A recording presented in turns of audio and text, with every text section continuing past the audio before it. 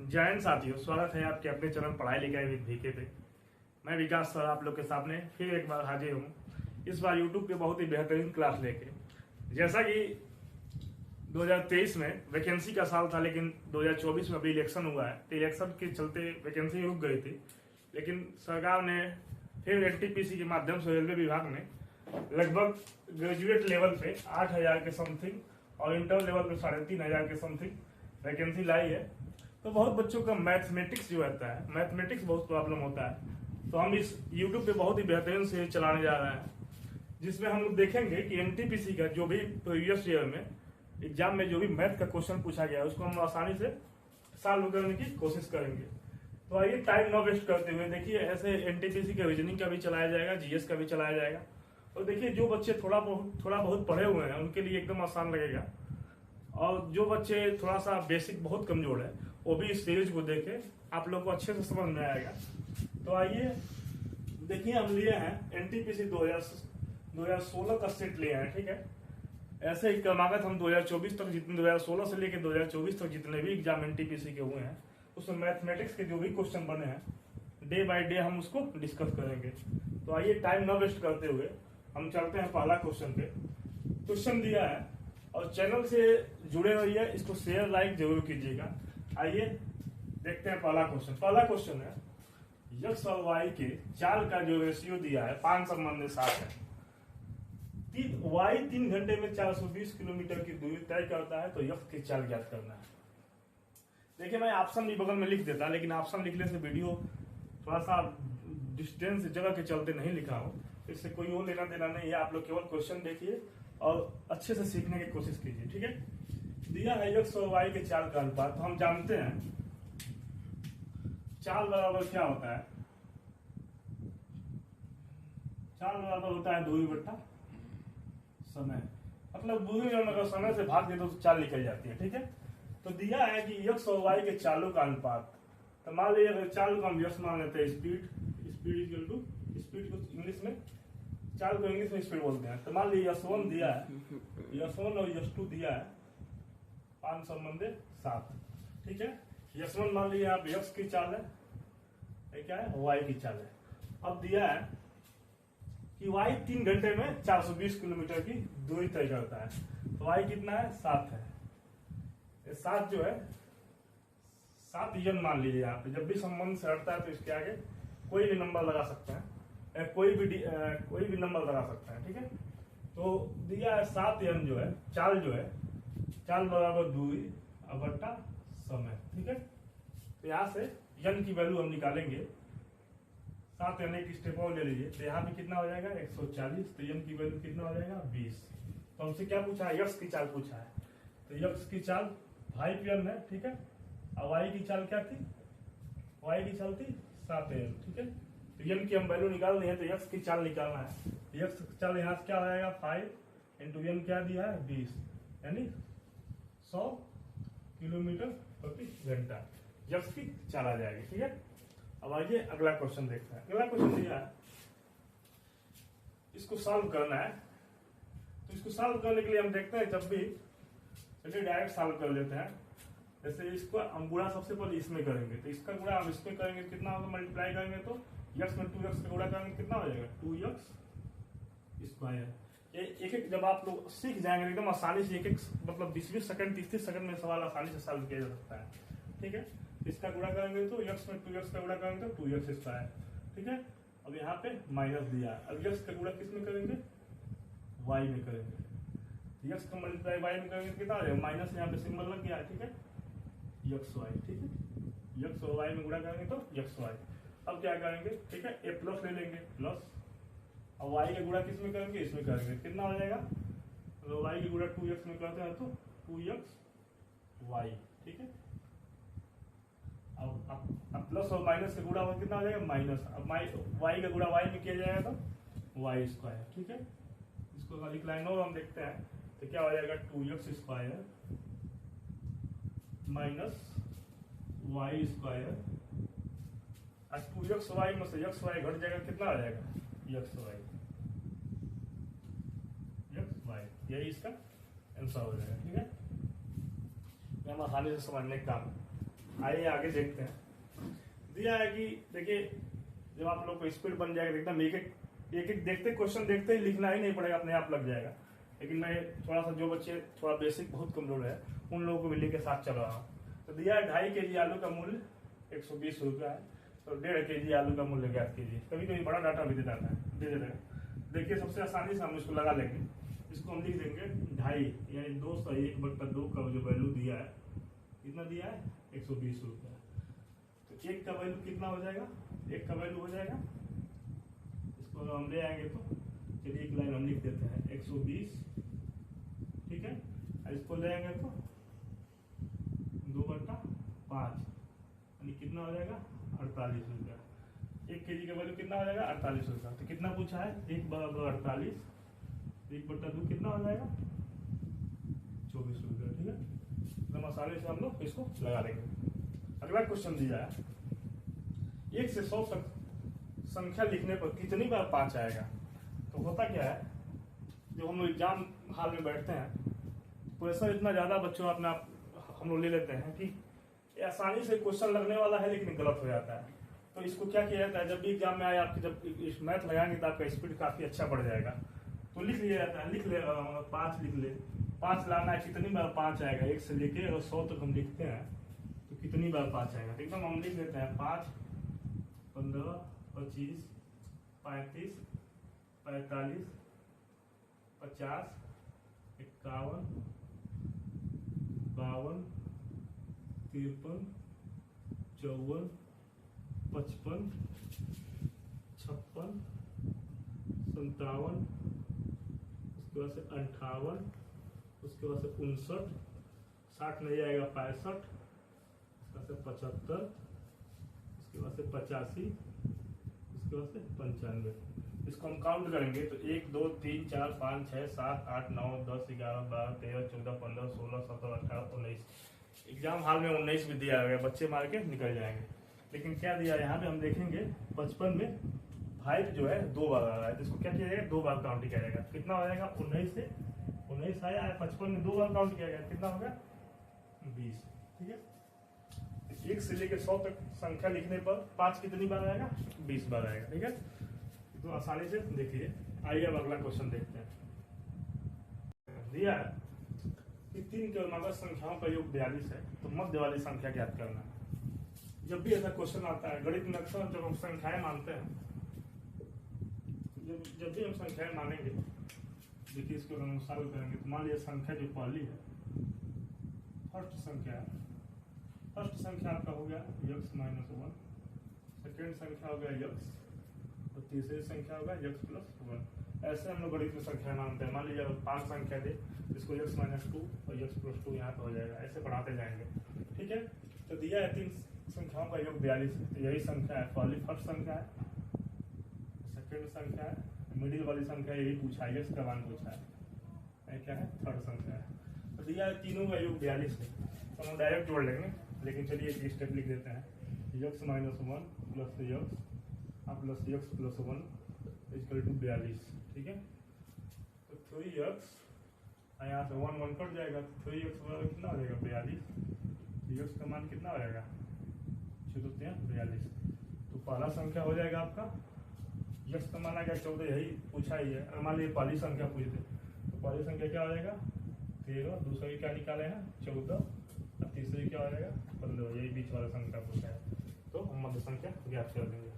उसके बाद अगला क्वेश्चन दिया है sec² theta plus tan theta into cot theta minus tan² theta का मान ज्ञात कीजिए। जैसा भी जो भी बच्चे त्रिकोणमिति पढ़े होंगे वो जानते होंगे कि एक फार्मूला होता है sec² थीटा बराबर 1 + tan² थीटा, ठीक है। sec² थीटा बराबर कितना होता है 1 + tan² थीटा। या तो यहाँ पे भी ऐसे ही वैल्यू रख सकते हैं, या तो इसको इधर लेते आइए तो sec² theta minus tan² theta बराबर 1 हो जाएगा। यहाँ से हम देखिए यहाँ पे sec² थीटा दिया है माइनस tan² थीटा दिया है। यहाँ चलिए एक स्टेप लिख लेते हैं, तो sec² theta minus tan² theta plus tan theta into cot theta, ठीक है। कुछ नहीं किया, इसको इधर लेते हैं, बाकी प्लस लगा के ऐसे है। इसका वैल्यू कितना आ जाएगा, इसका वैल्यू आ जाएगा 1, ठीक है। बीच में प्लस है तो हम प्लस लगा देंगे।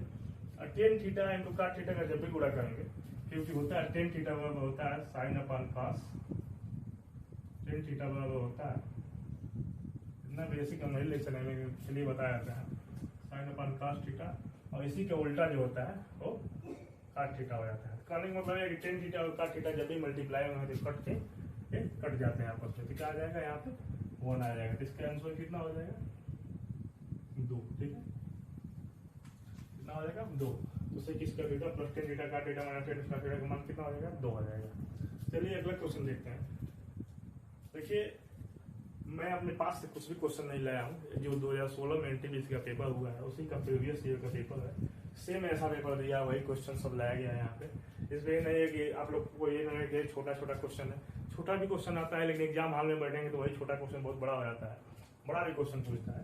तो देखिए जैसे क्वेश्चन दिया है, तो इसके लिए मैथ के लिए सबसे जरूरी है कि आप मैथ का डेली बेस पे आप मैथ लगाते हैं, उससे होगा कि प्रैक्टिस आपका बनता है तो स्पीड काफी तेज हो जाएगी। देखिए अगला क्वेश्चन दिया है 10 दर्जन सेब, 15 दर्जन आम और 20 दर्जन संतरे को बेचे तो प्रत्येक में से कौन से 1/2, 1/3 और 1/4 फल बिक गए, कुल कितने फल शेष रहे? क्या पूछा? शेष फल। तो चलिए हम यहाँ पे सॉल्व कर लेते हैं। तो मान लीजिए यहाँ पे पहला क्या है, पहला है सेब, दूसरा क्या है, दूसरा है आम, और तीसरा क्या है संतरा, ठीक है। 10 दर्जन सेब है, ठीक है। तो 10 दर्जन में, एक दर्जन में कितना होता है? एक दर्जन में 12 पीस होता है, ठीक है। एक दर्जन केले लेते हैं तो हम लोग 12 केले खरीदते हैं ना। तो 10 दर्जन पूछा है तो 10 में 12 में गुणा कर देंगे, ठीक है। तो दिया है उसके बाद से जैसे इसमें भी गुणा कर देंगे, 15 दर्जन आम तो 15 गुणे 12, संतरा कितना दिया है 20, तो 20 गुणे 12, ठीक है।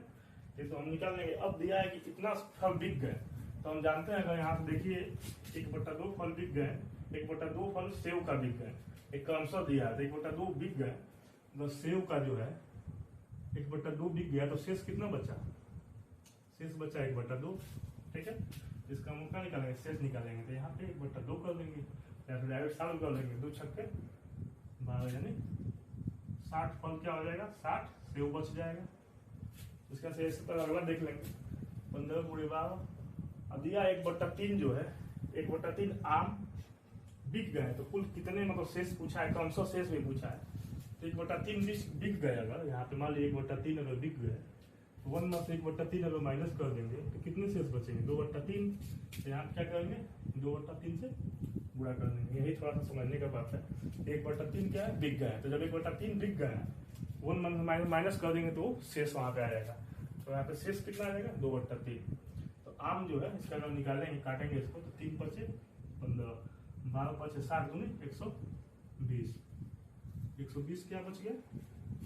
आम बच गया, ठीक है। 120 आम बच गया। उसके बाद से संतरा की जब बात आ गई, तो 1/4 संतरा बिक गया है, तो कितना बचा है? 3/4 बचा है। कितना बचा है? 3/4 बचा है। तो यहाँ से काट लीजिए, 4 × 5 = 20। देखिए थोड़ा सा कैलकुलेशन आप लोग जब प्रैक्टिस करेंगे तो कैलकुलेशन और फास्ट हो जाएगा। कैलकुलेशन हम 30-20 सेकंड में लगा देंगे, लेकिन आप लोगों को समझाने के लिए इसको बेसिक बताना पड़ रहा है। तो 4 × 5 = 20, ठीक है। अब क्या होगा? 12 × 5 = 60, 60 × 6 = 18, 180। ये क्या है? संतरा है, ठीक है। तो करने का मतलब है कि 60 से 120 आम, 180 संतरा, शेष बच जाएंगे। आइए अगला क्वेश्चन देखते हैं। आइए अगला क्वेश्चन देखते हैं। दिया है 9 महिलाएं एक कार्य को 50 दिनों में पूरा कर सकती हैं। आपको बता दें कि एनटीपीसी 2016 का मैथ का प्रीवियस ईयर का क्वेश्चन सेट सॉल्व किया जा रहा है, ठीक है। चैनल से जुड़े रहिए और अच्छा लगे कंटेंट तो शेयर और कमेंट लाइक कर रहिए, ठीक है। दिया है 9 महिलाएं एक कार्य को 50 दिनों में पूरा कर सकती हैं। यदि 6 महिलाएं और बढ़ा दे तो यह कार्य कितने दिनों पहले पूरा हो जाएगा?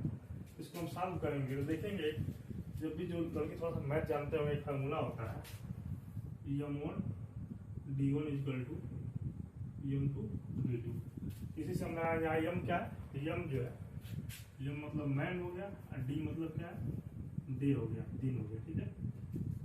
तो इसी भी हम लोग निकाल लेंगे। तो दिया है 9 महिलाएं, 9 महिलाएं महिलाओं का वुमेन ले लेते हैं, डब्ल्यू से वुमेन होता है। 9 महिलाएं 50 दिनों में करती है। D1 की जगह पे क्या दिया है? 50 दिया, पूरा कर सकती है। यदि 6 महिलाएं और बढ़ा दिया जाए इक्वल टू 9 महिलाएं पहले से थी, ठीक है, 9 महिलाएं पहले से थी, हम क्या कह रहे हैं, 6 महिलाएं और बढ़ा दिए थे, 6 महिलाएं और हम लोग बढ़ा दिए। तो ये मोड D1 में हम लोग रखेंगे 9 महिलाएं 50 दिनों में पूरा कर लेंगी, करती हैं, और 6 महिलाएं और ऐड कर देते हैं, ठीक है। तो यह काम कितने दिन पहले पूरा हो जाएगा? तो हम 6 महिलाएं जब इसको ऐड करेंगे तो पहले हम सबसे पहले यहाँ D2 निकाल लेंगे। तो D2 6 महिलाएं बढ़ने के बाद कितना दिन कार्य होता है, कितने दिन में कार्य होता है हम देख लेंगे। तो 6 महिलाएं अगर बढ़ती है तो कितने दिनों में कार्य होगा? तो कार्य को मांगे तो D2 दिनों में होता है। क्या होता है? D2 दिनों में होता है। तो यहाँ से हम D2 निकालेंगे। तो चलिए इसको हम कर देते हैं। तो कितना हो जाएगा? 450 women equal to 9 6 15 women into D2, ठीक है। यहाँ से काट लीजिए।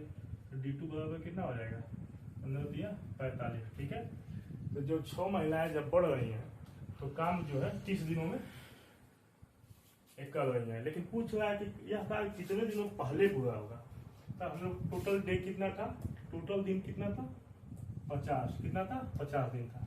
और 30 दिन में जब 6 महिलाएं बढ़ गई तो काम खत्म कर रही हैं, तो कितने दिनों पहले हो जाएगा? तो 30 इसमें से हम माइनस कर देंगे, तो 30 माइनस कर देंगे तो 20 दिन पहले जो है ये काम क्या हो जाएगा? खत्म हो जाएगा। ये काम क्या हो जाएगा? फिनिश हो जाएगा, ठीक है। एकदम आसानी से समझना है। आइए अगला क्वेश्चन देखते हैं। दिया है कि 1 9 5 4 2 1 ये संख्याएं है, इसका माध्य और बहुलक बताना है, बहुलक बताना है, ठीक है। तो सबसे पहले हम जानते हैं बहुलक क्या होता है। बहुलक मतलब ये होता है, अगर हम बहुलक बहुलक देखें तो जो संख्याएं सर्वाधिक बार आई है आती हैं, जैसे इसमें जो संख्या सर्वाधिक बार आई वही क्या हो जाएगा? इसका बहुलक हो जाएगा। इसमें हम सर्वाधिक बार कौन सी संख्या है देखना है। तो 1 जो है 1 2 बार है, 3 बार है, 4 बार, 5 बार।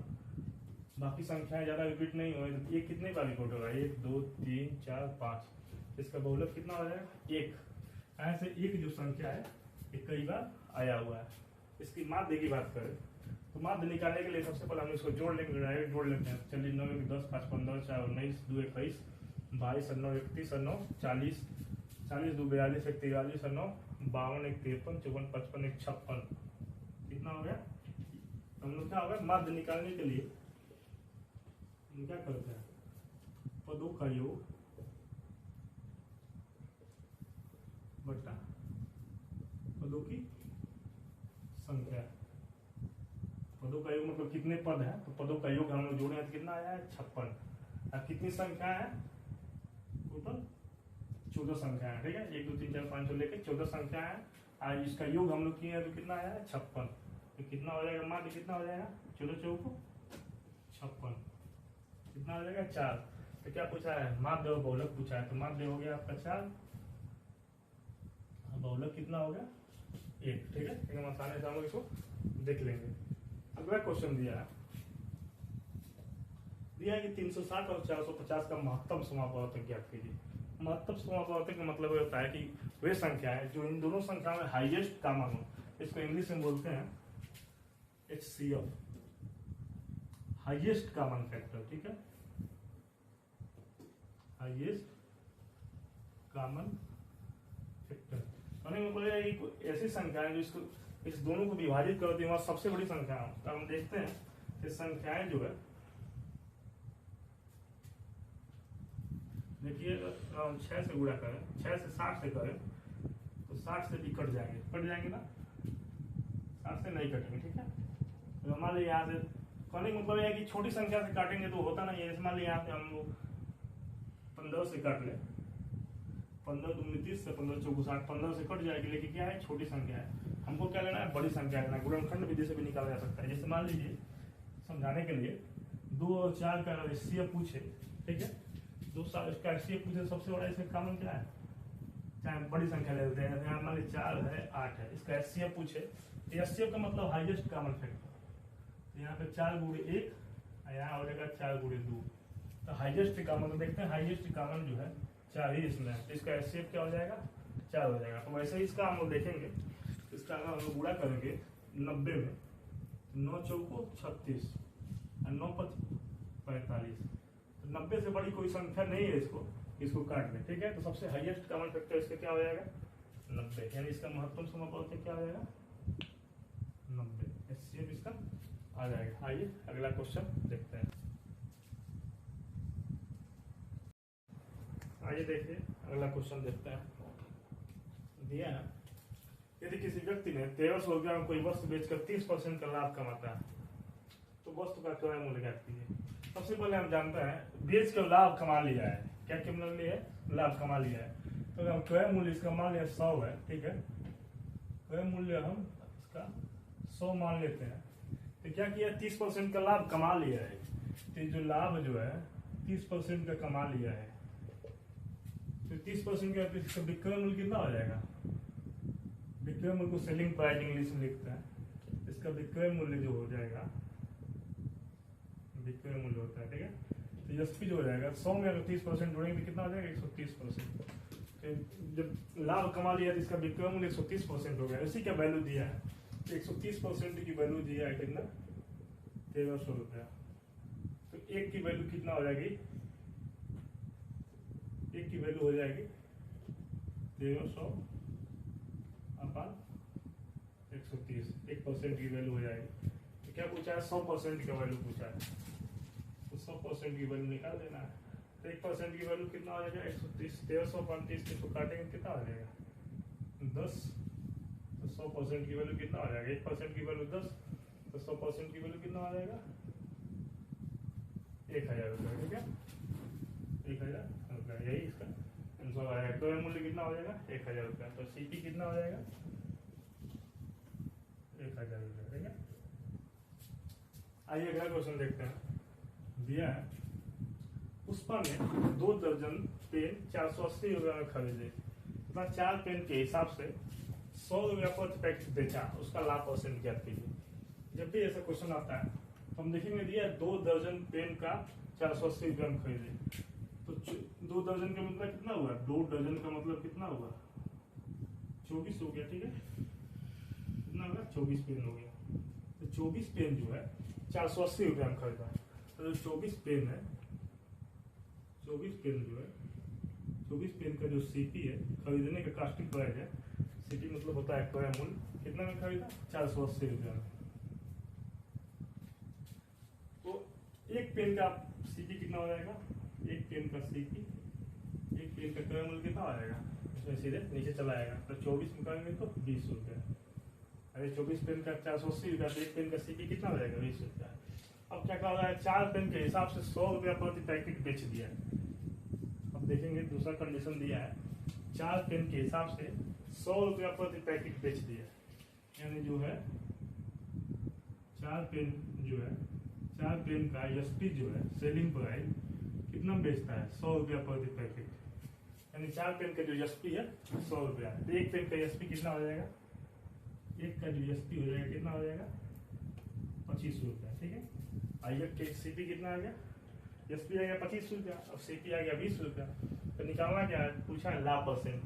तो जानते हैं लाभ परसेंट में क्या होता है, की परसेंट बराबर होता है, की परसेंट बराबर होता है एसपी माइनस सीपी अपन सीपी गुणे 100, ही होता है लाभ परसेंट। तो निकाल लीजिए यहाँ से। तो सीधे हम यहाँ से देख लेंगे पी परसेंट एसपी में से सीपी करेंगे तो 5 हो जाएगा, और सीपी की जगह पे क्या ले लेंगे 20 हो जाएगा, गुणे 100 होता है, कितना हो जाएगा 25। अरे 5 चौको 20 और 4 25, तो कितना आएगा लाभ परसेंट कितना आएगा 25%। तो कहने का मतलब है पुष्पा ने 2 दर्जन सिर्फ 480 रुपये में खरीदे, 4 पेन के हिसाब से 100 रुपये पर पैकेट बेचा, उसका लाभ परसेंट अगर हम ज्ञात करेंगे कितना आएगा 25%, ठीक है। एकदम आसानी से देखिए, घबराने की बात नहीं है, समझ में आएगा। केवल चैनल से जुड़े रहिए, लाइक सब्सक्राइब और शेयर करते रहिए। और देखिए रीजनिंग का भी ऐसे सेट आने वाला है, एसएससी जीडी का भी आने वाला है, उसके बाद यूपी आर का जो एग्जाम हुआ है इस प्रीवियस ईयर उसका भी प्रैक्टिस सेट सॉल्व कराया जाएगा। तो चैनल से जुड़े रहिए, अच्छा कंटेंट आप लोग को मिलता रहेगा। आइए देखते हैं अगला क्वेश्चन। दिया है आंकड़ों का परास ज्ञात कीजिए। परास का मतलब होता है, इसको इंग्लिश में बोलते हैं रेंज। इसको हम डिटेलिंग जाएंगे तो केवल परास भी 1 घंटे का वीडियो बन सकता है, तो डिटेल जाएंगे तो, लेकिन हमको डिटेल नहीं देखना है। पदार्थ का मतलब होता है, रेंज का मतलब होता है मैक्सिमम संख्या माइनस मीन। मैक्सिमम संख्या से मीन संख्या अगर हम ज्ञात घटा दें तो क्या आ जाएगा, ये पदार्थ आ जाएगा। ठीक है, ये सबसे आसान होता है, लेकिन अगर इसको डिफाइंड करें तो वीडियो बहुत लंबा हो जाएगा। तो आंकड़ों का पदार्थ ज्ञात करना, तो सबसे बड़ी संख्या कौन सा है, मैक्सिमम संख्या इसमें कौन है, इसमें मैक्सिमम संख्या क्या है, ये क्या है, मैक्स संख्या है। अब मीन संख्या क्या है, सबसे छोटी संख्या क्या है, 9, ये क्या है, मिनिमम संख्या है। तो इसका हम अगर पदार्थ निकालेंगे कितना हो जाएगा, 19 में से 9 जाएगा, 19 माइनस 9 कितना हो जाएगा, 10 हो जाएगा। ठीक है, इस आंकड़े का पदार्थ हो जाएगा। ठीक है, आइए अगला क्वेश्चन देखते हैं।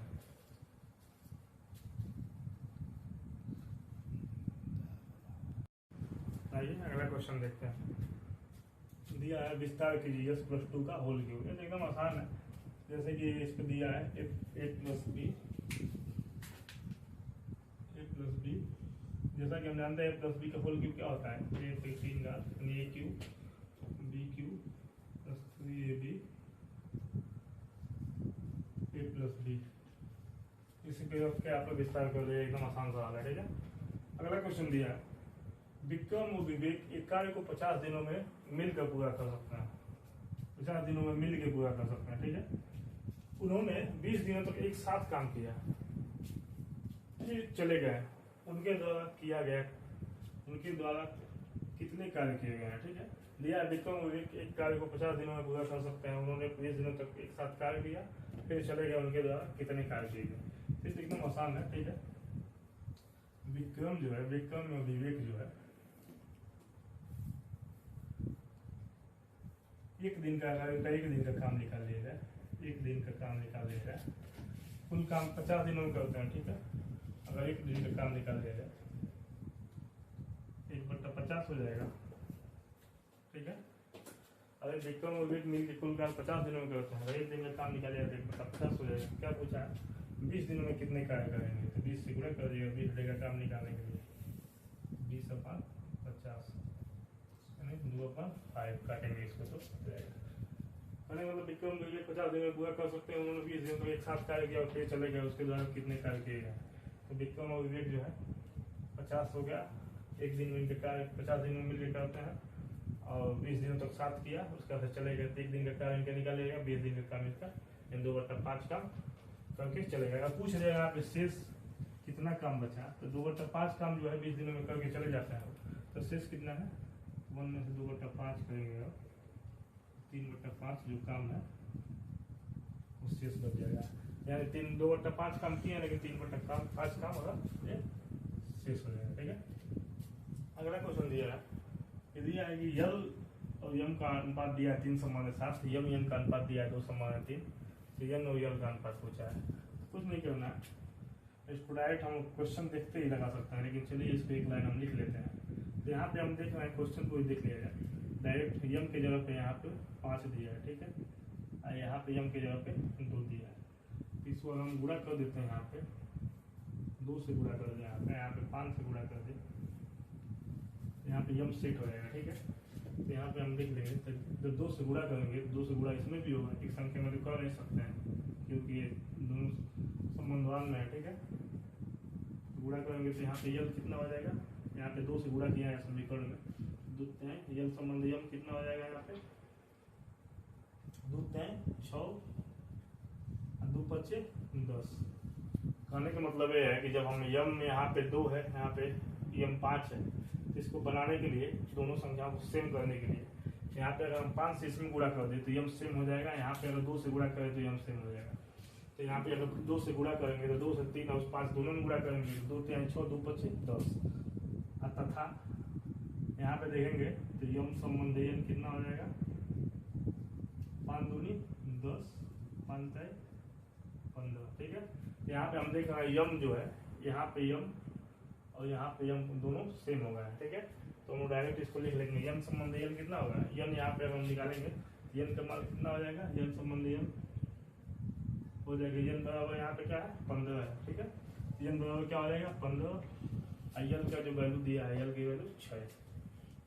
ठीक है, इसको बहुत बेसिक लगाया जा सकता है, लेकिन चलिए एकदम डायरेक्ट क्वेश्चन से ही देख लेते हैं। क्वेश्चन करने का मतलब है कि हम यहाँ पे किसी भी एक संख्या को सेम कर दीजिए, सेम करने के लिए इसमें 2 से गुणा कर दिए, इसमें 5 से गुणा कर दिए।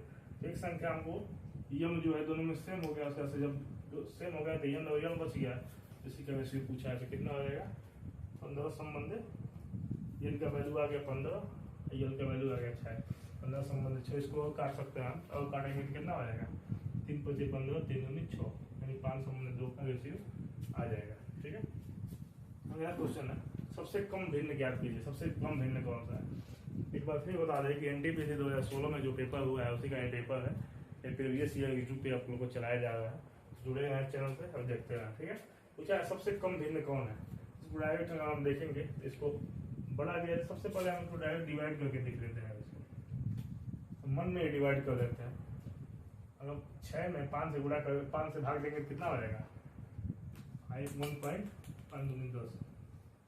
कितना हो जाएगा 2। और 3 में 4 से भाग दें, 4 में 3 से भाग दें कितना हो जाएगा 3 करने 3, 3 3 9, कितना हो जाएगा 1.3।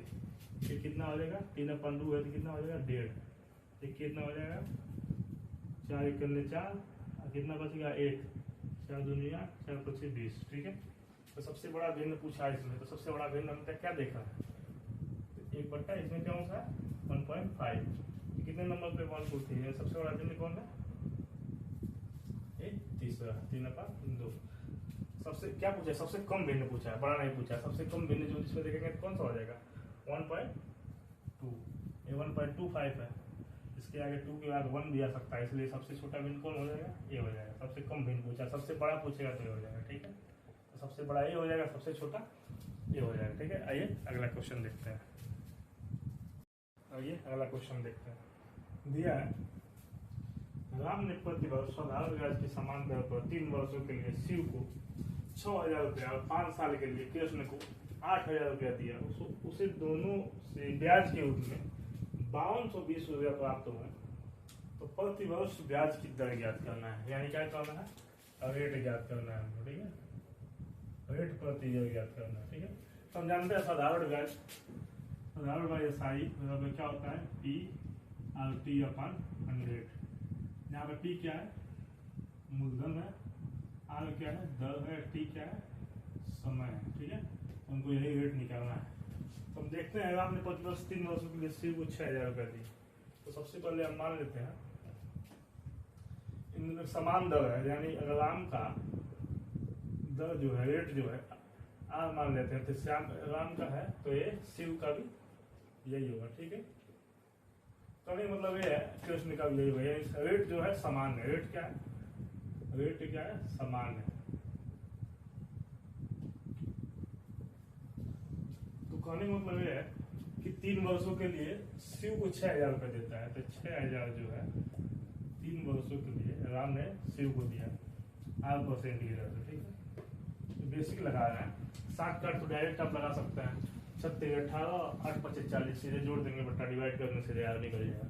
लेकिन बेसिक हम बता देते हैं। ठीक है, और प्लस ये क्या होगा 6,000 रुपया 3 वर्षों के लिए 8% की दर से दिया। फिर भी क्या है रेट समान है, उसका शिकार कर रहा है, ये तो आप लोग जानते ही होंगे। चलिए ऐसे ही होने देते हैं, रेट समान है। अब जो है और कृष्ण को 8,000 रुपया देता है उसी ब्याज की दर पे। 8,000 रुपया कृष्ण को, यानी रेट वही है 3 साल के लिए। कितने साल के लिए देता है 5 वर्षों के लिए देता है, 5 वर्षों के लिए देता है। तो उसको ब्याज के रूप में कुल कितने मिलते हैं, ब्याज के रूप में 5220 रुपये मिलते हैं। कितने मिलते हैं 5220 रुपये। कहने का मतलब ये है कि राम जो है शिव को 6,000 रुपया 3 वर्षों के लिए 8% की दर से देता है, और कृष्ण को 8,000 रुपया 5 वर्षों के लिए समान दर पे देता है। तो कुल जो ब्याज है उसका टोटल इंटरेस्ट है, कुल ब्याज उसका 5220 रुपया होता है। इसको देखिए कैलकुलेशन यहाँ पे बहुत फास्ट है, कैलकुलेशन होगा देखिए डायरेक्ट क्वेश्चन लिखना ही नहीं पड़ेगा। लेकिन चलिए यहाँ से हम काट लेते हैं, इसको यहाँ से काट लेंगे डबल जीरो कट जाएगा, यहाँ से काट लेंगे डबल जीरो कट जाएगा। तो कितना हो जाएगा 36 18 यानी 180 और प्लस 8 5 40 यानी 412 बराबर 5220 रुपया। यही आर का वैल्यू पूछा है कितना होगा। ठीक है, 180 में से 400 करेंगे तो 580, 580 आर का वैल्यू कितना हो जाएगा 5220 हो जाएगा। तो यहाँ से आर की वैल्यू कितना हो जाएगा 5220 बटा 580, ठीक है। अब यहाँ से शून्य काट लीजिए, ठीक है। कैलकुलेशन देखिए आप एकदम आसानी से आ जाएगा। उसके बाद इसको काटिए तो देखिए 58 दहा में 580, 58 दावा 9 8 72, यानी लगभग 9 से कटना चाहिए। 8 9 72, 8 9 72, 8 9 45, 45 9 52, यानी 58 फिर 9 बार में कट जाएगा, ठीक है। तो आगे की वैल्यू कितना आ जाएगी 9 आ जाएगी। यही क्वेश्चन में हम लोग से पूछा है। 58 से अगर 522 को काटेंगे तो 9 बार में आसानी से कट जाएगा। अगला क्वेश्चन दिया है, अगर किसी वर्ग के विकर्ण की लंबाई 13 कौड़ी बिंदु है तो वर्ग का क्षेत्रफल ज्ञात कीजिए। यानी कोई वर्ग है, ठीक है, स्क्वायर है। स्क्वायर में क्या होता है, चारों भुजा जो है सेम होता है। तो मान लीजिए कोई इसका भुजा का मान ये है तो ये सब सेम हो जाएगा, यानी कहने मतलब इसका क्या होता है मान सेम होता है। तो वर्ग का विकर्ण क्या होता है, सबसे पहले हम जानेंगे वर्ग का क्षेत्रफल कितना होता है। तो मान लीजिए भुजा इसका ये है तो वर्ग का क्षेत्रफल क्या होता है ए स्क्वायर, ठीक है। विकर्ण क्या होता है, वर्ग का विकर्ण जो है कौड़ी में 2 है, यानी ये कौड़ी में 2 होता है, ठीक है। तो क्या दिया है, इसे विकर्ण की लंबाई दिया है, अंडर 2a का वैल्यू दिया है 13 कौड़ी में 2, ठीक है। किसका पूछा है ए स्क्वायर, यानी क्षेत्रफल का मान पूछना है, क्षेत्रफल का मान पूछा है। यहाँ से देखेंगे कौड़ी में 2 कट जाएगा तो ए का वैल्यू कितना आ जाएगा, ए बराबर 13 आ जाएगा। ए स्क्वायर बराबर क्या हो जाएगा 13 × 13, यानी 169। तो क्षेत्रफल कितना हो जाएगा 169 स्क्वायर, ठीक है। अगला क्वेश्चन दिया है, ठीक है, एकदम आसानी से हम लोग देखते जाएंगे। अगला क्वेश्चन दिया है कि यदि 4x + 5y = 14, x - 5y = 16, तो x और y का मान ज्ञात कीजिए। देखिए ऐसे जब क्वेश्चन आता है तो आप लोग थोड़ा प्रैक्टिस किए होंगे, तो एग्जाम में जो इसका ऑप्शन दिया होता है, ऑप्शन से यहाँ पे वैल्यू पुट करके डायरेक्ट निकाला जा सकता है, लेकिन यहाँ पे हम बेसिक देख लेते हैं। तो देखिए या तो पुट कीजिए या तो इसको लगा लीजिए। तो चलिए इसको इक्वेशन 1 मान लेते हैं, इसको इक्वेशन 1 मान लेते हैं। तो 4x + 5y = 14, दूसरा मान लेते, दूसरा क्या है x - 5y = 16। इक्वेशन 1 हो गया, इक्वेशन 2 हो गया, ठीक है। अब देखिए इक्वेशन 1 जो है 1 और 2 को हम ऐड कर देते हैं, क्या करते हैं जोड़ देते हैं। अगर दोनों को जोड़ देंगे तो यहाँ प्लस है माइनस है, सेम वैल्यू होते क्या हो जाएगा कट जाएगा, यानी यहाँ पे कितना हो जाएगा 5x, यहाँ पे लिख देते हैं, ठीक है। यहाँ पे लिख देते हैं 5x = 30, यानी 5x बराबर कितना दिया है 30। तो x की वैल्यू कितना हो जाएगा 6। क्या पूछा है x और y का मान, तो x की वैल्यू 6 आ जाएगा। तो x की वैल्यू अगर y में समीकरण 1 या 2 किसी में भी x चेक कर सकते हैं, y का वैल्यू निकाला जा सकता है। x की वैल्यू 6 है तो y का मान निकालने के लिए x का मान यहाँ पे रखेंगे, यहाँ पे 6 हो जाएगा और 5y इधर चला जाएगा और 16 इधर आएगा, कितना हो जाएगा, चलिए यहाँ पे रख लेते हैं। यहाँ पे हो जाएगा y निकालने के लिए हम क्या करेंगे, दूसरे वाले समीकरण में इक्वेशन 2 में हम रख देंगे x का वैल्यू। इक्वेशन 2 क्या है x माइनस, यानी 6 - 5y = 16, ठीक है। तो यहाँ जो y का मान निकालने के लिए हम x का मान रखते हैं, तो 5y = क्या हो गया -10, तो y बराबर क्या हो जाएगा -2।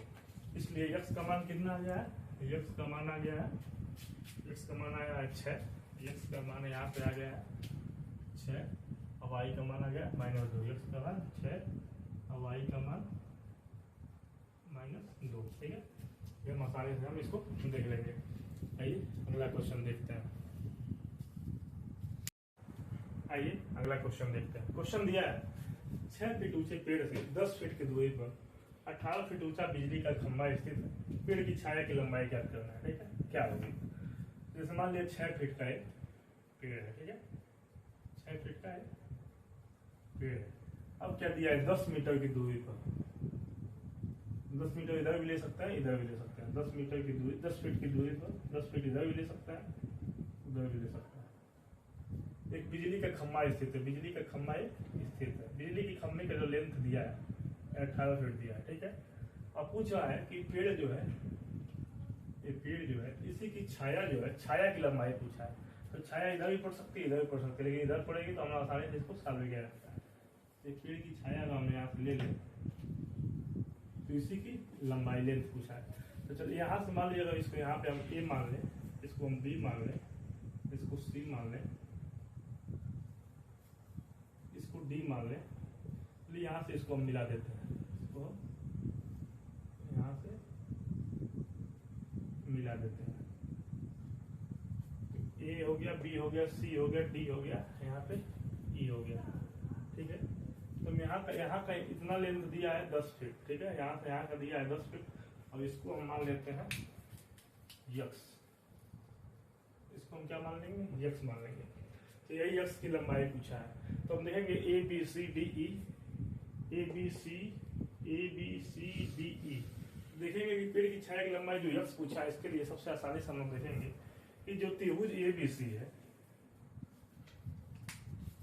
त्रिभुज ए बी सी जो है, ए बी सी जो है और डी ई के समान, डी ई सी के समान है। जो त्रिभुज ए बी सी है तो त्रिभुज डी ई सी के समान है। त्रिभुज ए बी सी जो है त्रिभुज डी ई और सी के समान है। जब दो त्रिभुज समान होती हैं तो उसकी जो आपस में भुजाएं होती है, वो जो आपस का भुजाओं का अनुपात होता है वो भी समान होता है, ठीक है। तो ए बी, अगर ए बी सी त्रिभुज ए बी सी में देखेंगे तो A B upon B C, A B upon B C is equal to D E C में देखेंगे, डी ई सी में देखेंगे तो डी ई अपान ई सी, ठीक है, डी ई अपान ई सी। ये कहने का मतलब है कि जब दो त्रिभुज समान होते हैं तो उनके जो भुजाओं का अनुपात होता है वो बराबर होता है। तो ए यानी हम त्रिभुज ए बी सी में देखेंगे तो ए बी अपान बी सी हो जाएगा, डी ई सी में देखेंगे डी ई अपान ई सी हो जाएगा, ठीक है। तो ए बी का वैल्यू कितना दिया है, यहाँ पे हम वैल्यू पुट कर दे रहे हैं। तो ए बी का वैल्यू दिया है, ए बी का वैल्यू दिया है 18, ठीक है। तो यहाँ पे क्या हो जाएगा 18। बी सी का वैल्यू कितना दिया है बी सी, तो बी सी का यहाँ से यहाँ तक लेंगे तो 10 प्लस यक्स ले लेंगे हम जोड़ के, ठीक है। और डी ई का मान कितना दिया है, डी ई का मान दिया है यहाँ पे 6, तो यहाँ पे कितना हो जाएगा 6। और इसी का वैल्यू कितना हो जाएगा यक्स हो जाएगा, ठीक है। अब इसको हम सॉल्व कर लेते हैं, इसी को सॉल्व करना है। तो यहाँ से डायरेक्ट हम काट लेंगे 36 18, यानी 3x इक्वल टू, यहाँ से इसमें गुणा हो जाएगा, इधर चला जाएगा 10 प्लस यक्स। यहाँ से इसको हम माइनस करेंगे तो 3x में से जब यक्स जाएगा तो 2x equal to 10, x equal to कितना आएगा 5। यानी कहने का मतलब इसका जो लंबाई पूछा है कितना आएगा 5 फीट। ये इसका यहाँ पे लेंथ आएगा, ठीक है। एकदम आसानी से हम देखेंगे। अगला क्वेश्चन है, दिया है कि एक अभाज्य संख्या, उसके बाद से ऑप्शन दिया ए बी सी डी, इसमें कौन सा सही है बताना है। एक अभाज्य संख्या है, ठीक, यहाँ पे है लगा लीजिए। तो देखेंगे पहला दिया है, ऑप्शन ए में दिया है अभाज्य संख्या धनात्मक पूर्णांक संख्या नहीं है, तो गलत कर रहा है। अभाज्य संख्याएं कौन सी संख्याएं होती है, चलिए अब बता देंगे, ऑप्शन ही देख लीजिए। दूसरा दिया है कोई भाजक नहीं है। तीसरा दिया है केवल एक और स्वयं से ही भाजक है, 2 से अधिक भाजक है।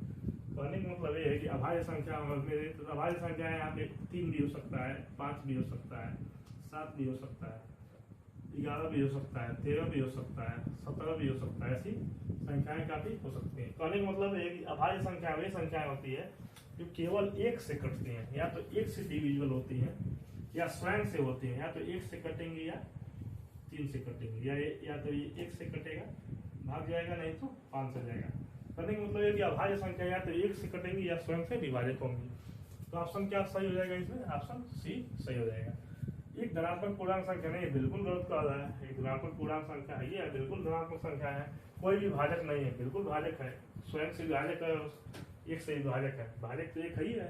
उसके बाद दिया है 2 से अधिक भाजक है, नहीं, किसी भी अभाज्य संख्या का 2 से अधिक भाजक नहीं हो सकता। जैसे मान लीजिए कोई भी संख्या ले लीजिए, जैसे मान लीजिए 79 ले लीजिए, 79 या तो 1 से कटेगा या स्वयं से कटेगा, या स्वयं से कटेगा, ठीक है। कहने का मतलब है 79 या तो 1 से कटेगा या स्वयं से कटेगा। अब आइए अगला क्वेश्चन दिया, दिया है कि 10 माइनस 405 डिग्री का मान ज्ञात कीजिए। जिसको त्रिकोणमिति हाई स्कूल में सिखाया था, जो बच्चे त्रिकोणमिति अच्छे से सीखे उसको आसानी से सवाल लगा ले जाएंगे। लेकिन चलिए हम बता देते हैं। 10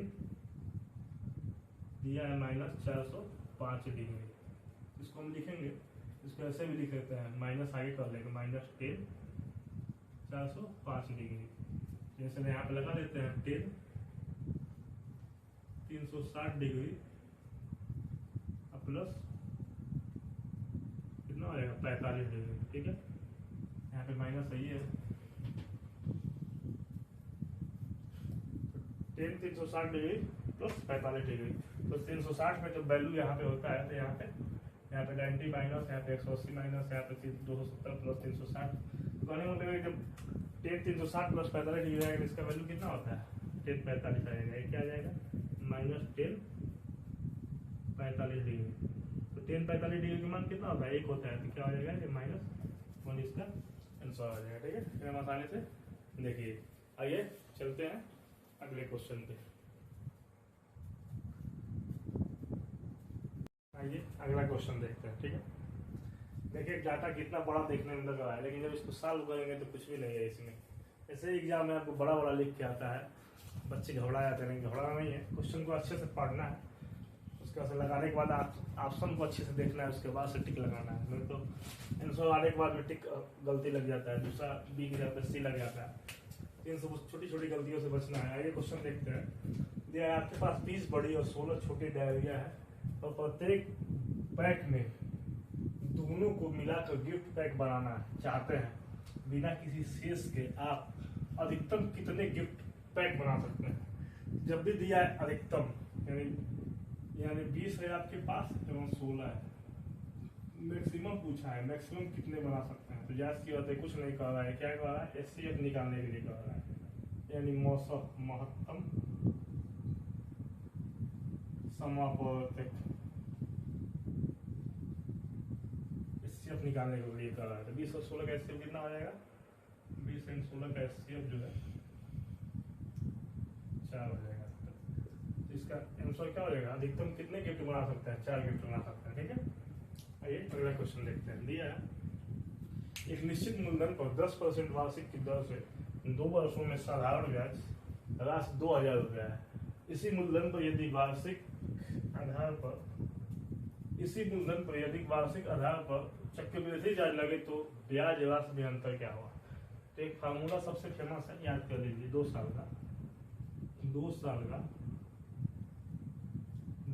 का एसआई और एनएससीआई का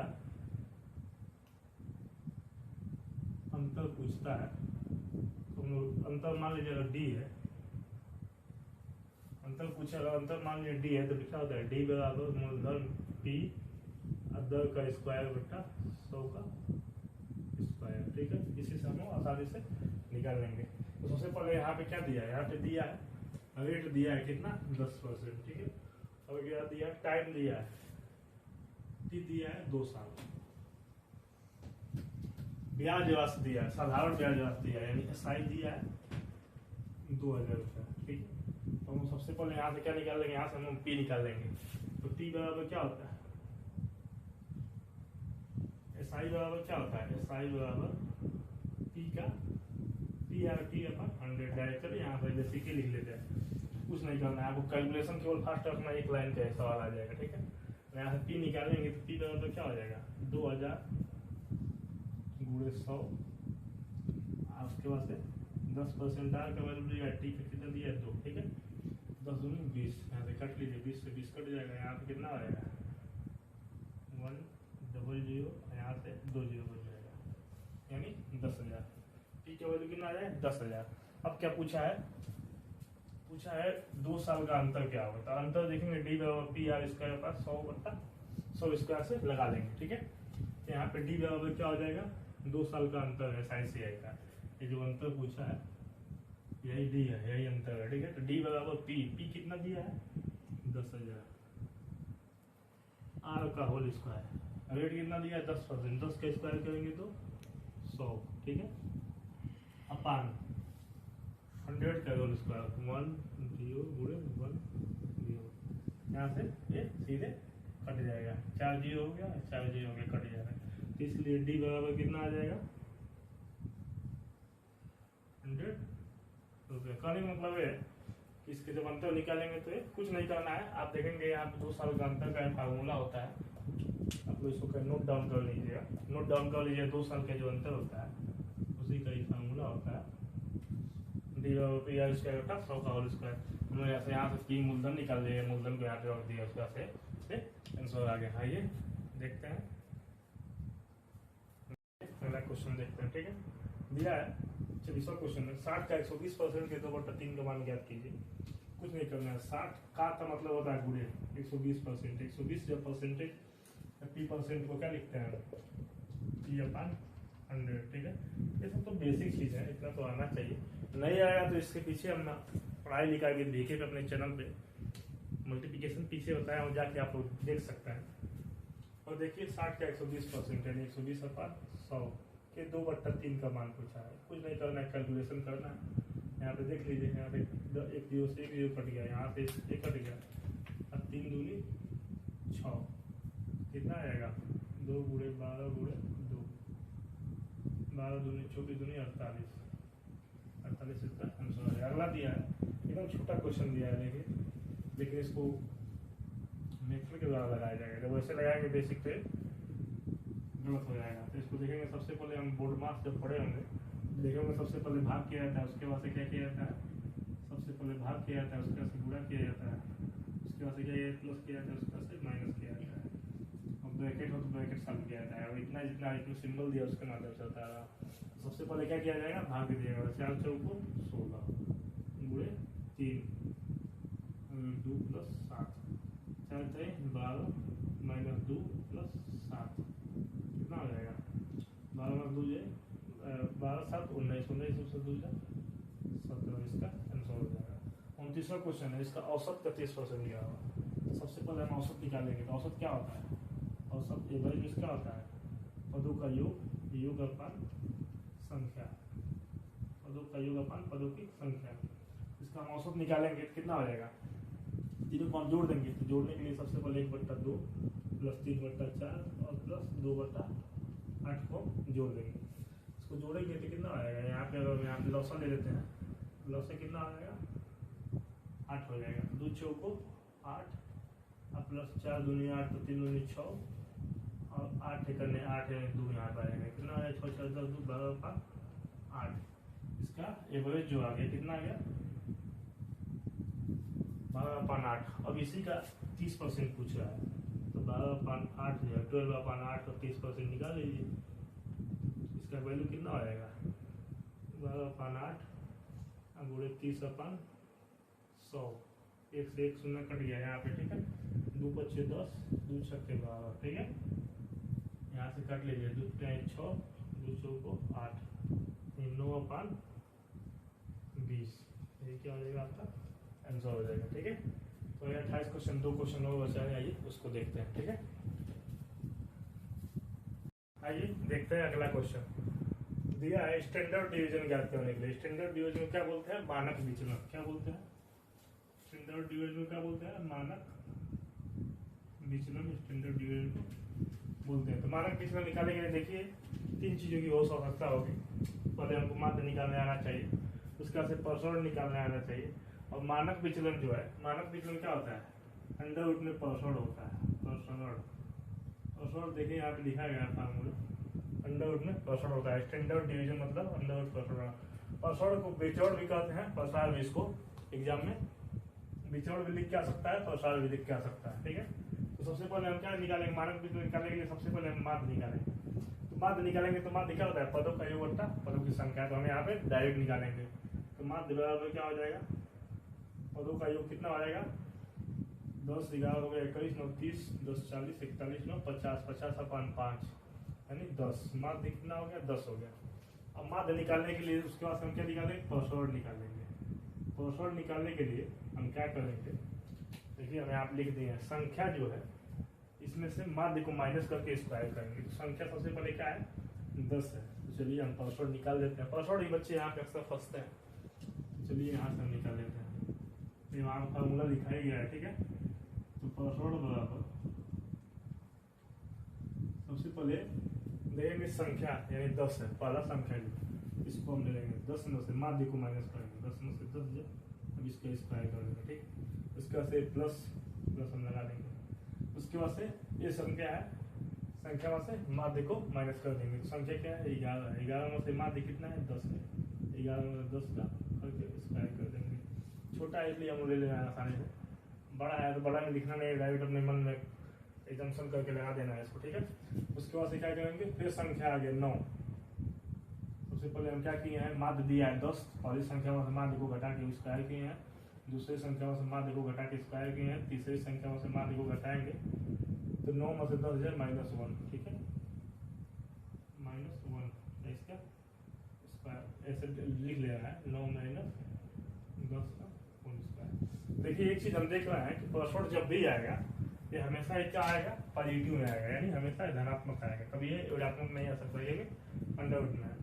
उसके बाद देखेंगे 1 हो गया 2 हो गया 3 हो गया, चौथा पद लेंगे 11 में से 10 जाएगा ऐसे ही हम करके लिख देंगे। चलिए हम यहाँ पे लिख ही दे रहा है 11 में से 10 का होल स्क्वायर प्लस 9 में से 10 जाएगा 9 - 10 का होल स्क्वायर यानी स्क्वायर करते जाएंगे अपान संख्या टोटल कुल संख्या तो कुल संख्या कितना है 1 2 3 4 5 कितना है 5। कहने का मतलब ये है पासवर्ड निकालने के लिए हम सबसे पहले माध्य निकालेंगे तो माध्य कितना आ गया इसका माध्य आ गया 10 और संख्या में से माध्य को हम माइनस करते जाएंगे उसका स्क्वायर करते जाएंगे ठीक है। तो 10 में से 10 जाएगा कितना होगा 0 0 का स्क्वायर कितना होगा 0। फिर 11 में से 10 जाएगा कितना होगा 1 1 स्क्वायर होगा 1 प्लस 9 में से 10 जाएगा यानी यहाँ पे भी 1 आएगा 11 में से जाएगा प्लस 1 आ जाएगा ठीक है। स्क्वायर किया जाएगा तो हमेशा 1 आता जाएगा ठीक है। फिर 9 में से 10 जाएगा तो 9 में से 10 जाएगा कितना होगा 1 यानी 1 का स्क्वायर 1 आएगा यानी कितना आया यहाँ पे 1 2 3 यहाँ पे आ गया 1 2 3 4 कितना आया 4 अपान में क्या है 5 है ठीक है। यहाँ पे अपान में 5 है 4/5 ये क्या आ गया ये आ गया पासवर्ड। जब भी हम पासवर्ड निकालने के लिए संख्या में से माध्य को माइनस करेंगे उसका स्क्वायर करेंगे और उसका से कुल संख्या से हम भाग दे देंगे। इसका पासवर्ड निकल के क्या आया है 4/5 ये क्या है पासवर्ड है। तो हम इसको स्टैंडर्ड डिवीजन मानक विचलन निकालना है इसलिए मानक विचलन में क्या होता है अंडररूट पासवर्ड। तो पासवर्ड को कितना है 4/5 है अंडररूट 4/5 होगा तो 4 तो निकल जाएगा 2 आएगा 5 में 5 हो जाएगा ठीक है। तो क्या हो जाएगा स्टैंडर्ड डिवीजन हम इसका क्या आ जाएगा 2/5 ठीक है। एकदम आसानी से इसको लगा लेने का काम है। अगला देखिए अगला दिया है कि एक फिगर बनाया है इसमें दिया है इसका मान है 75 डिग्री इसका मान दिया है 40 डिग्री तो इसका ए का वैल्यू पूछा है एक यहाँ पे क्या होगा। हम जब भी जानते हैं कि त्रिभुज अगर है त्रिभुज है अगर मान लीजिए एक त्रिभुज है तो इसके सामने जो भुजाएं होती हैं ए वाली और ए वाली ठीक है इन दोनों भुजाओं का और इसका जो है मान लीजिए ए एंगल इस मान लीजिए अल्फा है बीटा है गामा है।